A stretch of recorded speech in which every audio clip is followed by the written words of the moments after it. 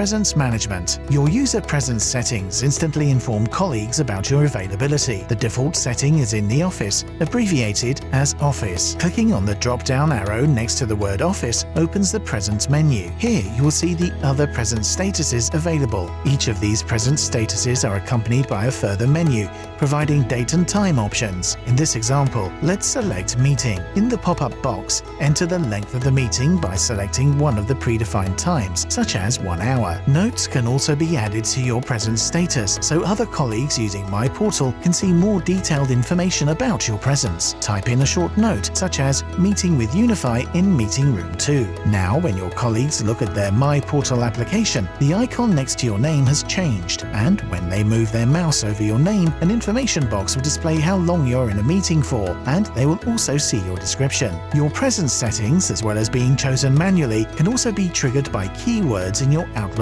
calendar. Keywords such as meeting, holiday, and so on. Click the Presence drop-down again and click Office. You now have an option to return to the office, meaning you are back at your desk and available, or you can click Enable Call Me service. Clicking the Call Me service allows you to specify another number you are available to be contacted on. This could be your mobile, your home phone, or another number, such as an alternative extension. If you or your administrator have set up your other numbers, such as your mobile number in the Setup menu, these will appear in the drop-down menu, or you can type any other number in the box below.